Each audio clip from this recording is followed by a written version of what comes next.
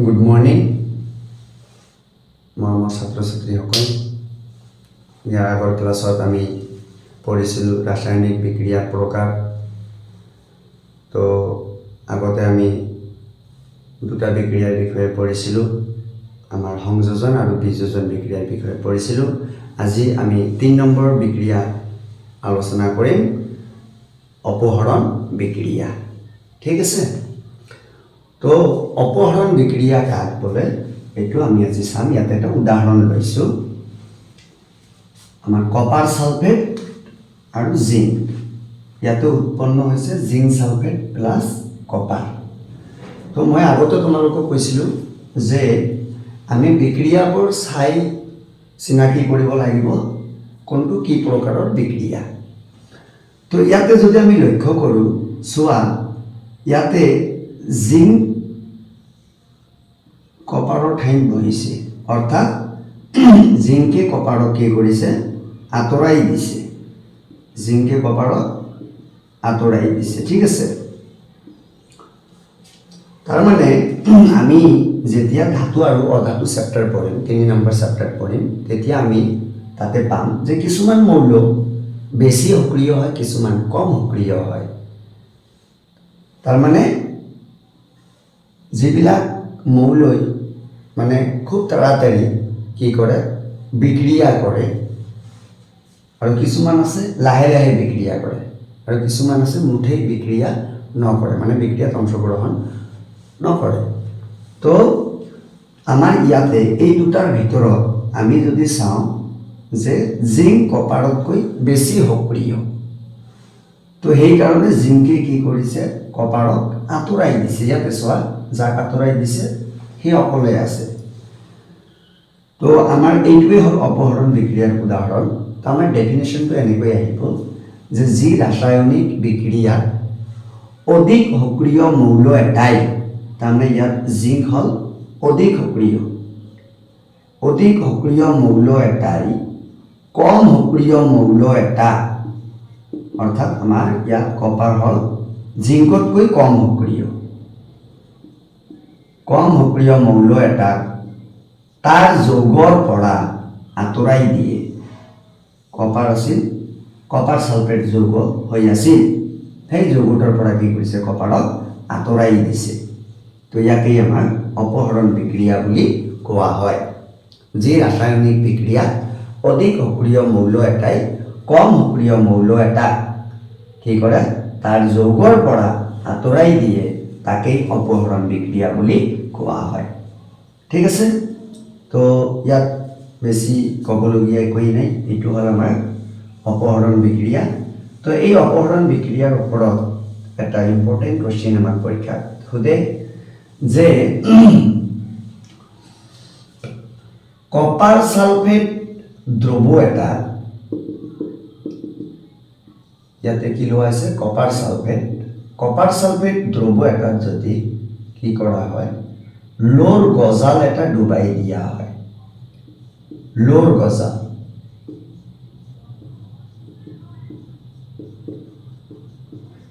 আমাৰ কি হয়, কপাৰ সালফেট দ্ৰৱৰ নীলা ৰং পৰিৱৰ্তন হয় কিয়? আমাৰ একচুৱেলি কপাৰ সালফেট দ্ৰৱৰ ৰং কেনেকুৱা হয়, নীলা বৰণৰ হয়।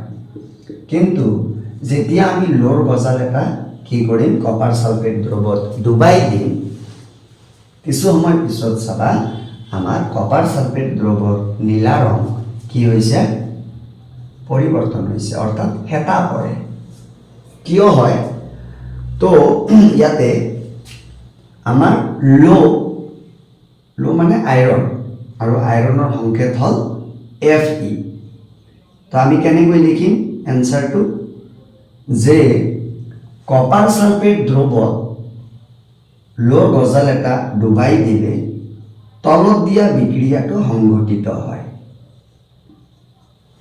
কি হ'ব, আমাৰ ইয়াত আইৰণে কপাৰক অপহৰিত কৰিব, কপাৰক কি কৰিব, অপহৰিত কৰিব। কাৰণ আইৰণ হ'ল আমাৰ অধিক সক্ৰিয়, আইৰণ কি অধিক সক্ৰিয় আৰু আইৰণৰ তুলনাত আমাৰ কপাৰ কম সক্ৰিয়। তো ইয়াতে কি হ'ল যে কপাৰ সালফেট দ্ৰৱ এটা লোৰ গজাল এটা ডুবাই দিলে তলত দিয়া বিক্ৰিয়াটো সংঘটিত হয়। তাৰপিছত কি কৰিম, বিক্ৰিয়াটো লিখি দিম। তাৰপিছত আমি তলত লিখিম যিহেতু আইৰণ কপাৰতকৈ বেছি সক্ৰিয়, গতিকে আইৰণে কি কৰিব, কপাৰ সালফেট দ্ৰৱৰ পৰা কপাৰক অপসাৰিত কৰিব।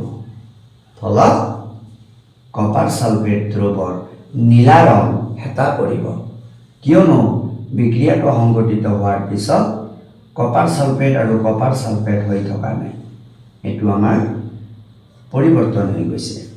ঠিক আছে, তো এই কোশ্চিনটো আমাৰ ইম্পৰ্টেণ্ট হয়, তোমালোকে চাবা।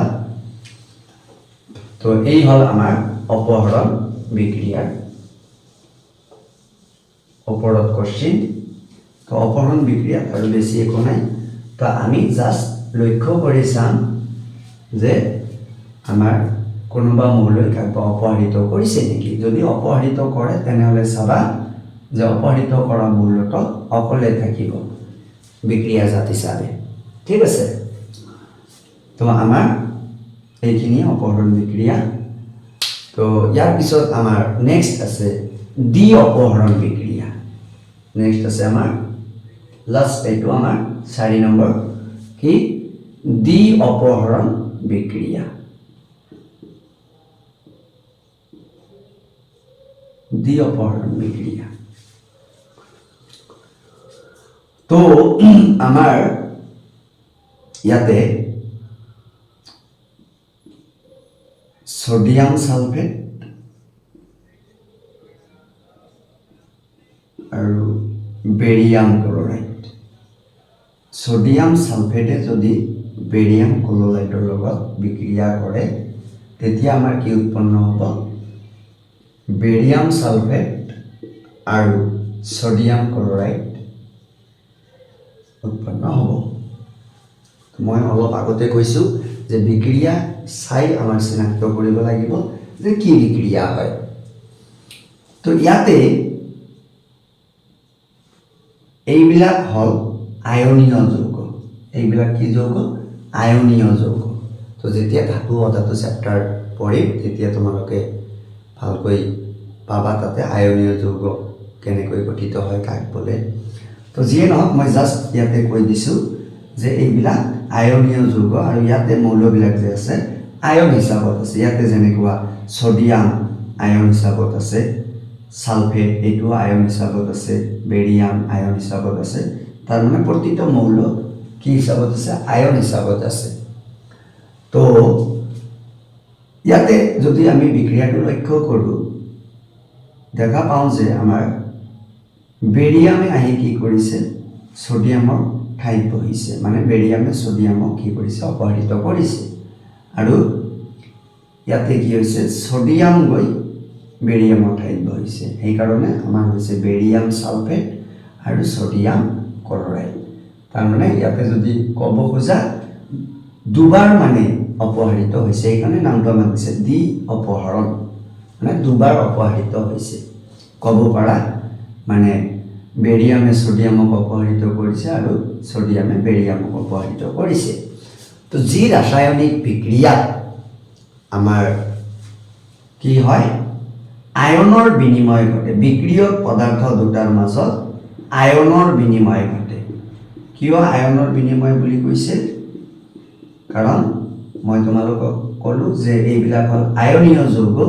ইয়াতে সোডিয়াম এইটো এটা আয়ন হয় আৰু সোডিয়াম আয়ন হয়, আমাৰ বেৰিয়ামো কি হয়, আয়ন হয়। তৃতীয় চেপ্টাৰত আমি আয়ন কাক বোলে, আয়ন কেই প্ৰকাৰ আৰু কি কি ডিটেইলছ পাবা তাতে। ইয়াতে জাষ্ট মনত ৰাখিবা এইবিলাক কি হয়, আয়ন হয়।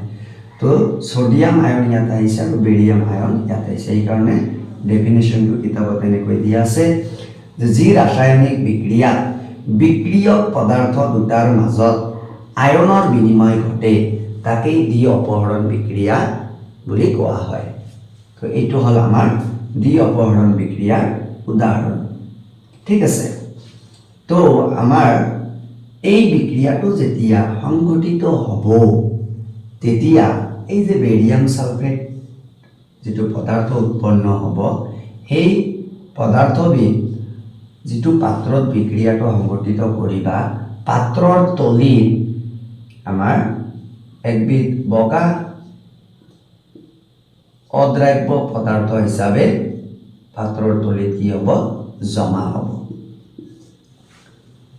তো যেতিয়া কোনোবা ৰাসায়নিক বিক্ৰিয়া তোমালোকে সোৱা বিক্ৰিয়াটো সংঘটিত হোৱাৰ পিছত পাত্ৰটোৰ তলিত এনেকুৱা বগা অদ্ৰাব্য পদাৰ্থ পাত্ৰৰ তলিত জমা হয় তেতিয়া গম পাবা যে এই পদাৰ্থখিনি অধক্ষেপ বুলি কোৱা হয় কি বুলি কোৱা হয় অধক্ষেপ ঠিক আছে তো ইয়াৰ লগত এই অধক্ষেপৰ লগত জড়িত আমাক এটা বিক্রিয়া হতে অধক্ষেপণ বিক্রিয়া কি বিক্রিয়া অধক্ষেপণ বিক্রিয়া একেবারে সহজ যি রাসায়নিক বিক্রিয়া কি উৎপন্ন হয় অধক্ষেপ উৎপন্ন হয় অধক্ষেপ কি হয় উৎপন্ন হয় এইবোৰ ৰাসায়নিক বিক্ৰিয়া কি বুলি কোৱা হয় অধক্ষেপণ বিক্ৰিয়া বুলি কোৱা হয় উদাহৰণ স্বৰূপে এইটো হল এটা অধক্ষেপণ বিক্ৰিয়াৰ উদাহৰণ তাৰমানে এইটো দ্বি অপহৰণ বিক্ৰিয়াও হয় লগতে অধক্ষেপণ বিক্ৰিয়াৰ উদাহৰণ হয় ঠিক আছে তো যদি আমাক সুধে যে অধক্ষেপ কি হয় অধক্ষেপ হল আমাৰ এবিধ বগা অদ্ৰাব্য পদাৰ্থ মানে পানীত দ্ৰৱীভূত নহয় পাত্ৰৰ তলিত এইখিনি জমা হ'ব ঠিক আছে এই পদাৰ্থখিনি কি বুলি কোৱা হয় অধক্ষেপ বুলি কোৱা হয় আৰু যি ৰাসায়নিক বিক্ৰিয়া অধক্ষেপ উৎপন্ন হয় তাকে অধক্ষেপণ বিক্ৰিয়া বুলি কোৱা হয় তো আজি আমি কি কৰিলো অপহৰণ আৰু দ্বি অপহৰণ বিক্ৰিয়াৰ বিষয়ে পঢ়িলো তো আমাৰ ৰাসায়নিক বিক্রিয়ার প্রকার অলমোস্ট কমপ্লিটে হল এই চারি প্রকারের রাসায়নিক বিক্রিয়া আছে সংযোজন বিযোজন অপহরণ আর দ্বি অপহরণ বিক্রিয়া তো আমি অপহরণ মই আকৌ এবাৰ তোমালোকক কৈ দিছো যে অপহরণ বিক্রিয়া কাক বলে যে যি রাসায়নিক বিক্রিয়া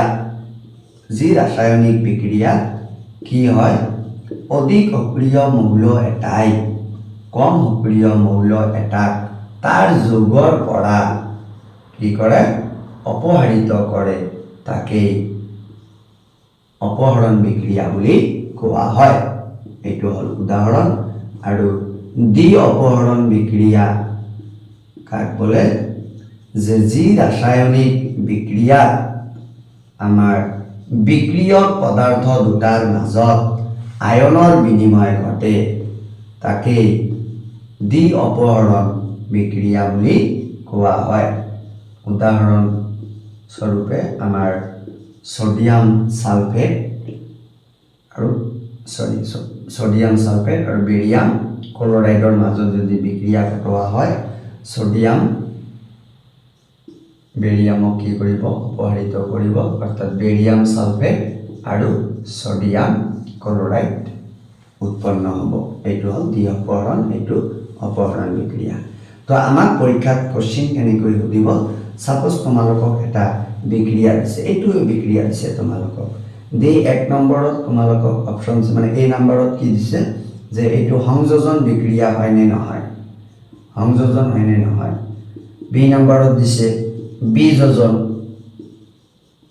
তাৰ পিছত সি নম্বৰত দিছে অপহৰণ আৰু ডি নম্বৰত দিছে আমাক দ্বি অপহৰণ ডি নম্বৰত দিছে দ্বি অপহৰণ তো আমি কি কৰিম প্ৰতিটো আমি চেক কৰি চাম যে সংযোজন হয় নে নহয় সংযোজনত কি আছে দুটা বা ততোধিক লগ লাগি মাত্ৰ এটা বিক্ৰিয়া পদাৰ্থ থাকিব লাগিব কিন্তু ইয়াতে আমাৰ দুটা বিক্ৰিয়াজাত পদাৰ্থ, গতিকে সংযোজন নহয়।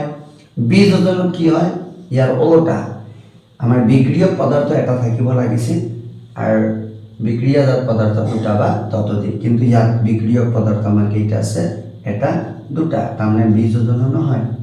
অপহৰণ, অপহৰণত চাবা যে কি কৰিব, অধিক সক্ৰিয় মৌল এটাই কম সক্ৰিয় মৌলক কি কৰে, অপহৰিত কৰে। যদি অপহৰিত কৰি লয়, আমাৰ ইফালে বিক্ৰিয়াজাত পদাৰ্থৰ ইফালে এটা মৌল আমাৰ এনেকৈ থাকিল হয়, কিন্তু আমাৰ এইটোও নাই, অৰ্থাৎ দ্বি অপহৰণ হয়। ইয়াতে বেৰিয়াম সোডিয়ামৰ ঠাইত বহিছে আৰু সোডিয়ামে বেৰিয়ামক অপহৰিত কৰিছে, অৰ্থাৎ এইটো হ'ল আমাৰ দ্বি অপহৰণ বিক্ৰিয়াৰ উদাহৰণ। পৰীক্ষাত এনেকৈ এটা কোশ্চিন থাকেই তাৰমানে প্ৰতিবাৰতে। তো ঠিক আছে, আজি ক্লাছ এইখিনিতে শেষ কৰিলোঁ। যদি কিবা বুজি পোৱা নাই মোক কমেণ্ট কৰিবা, মই তোমালোকক আকৌ বুজাই দিয়াৰ চেষ্টা কৰিম। ধন্যবাদ।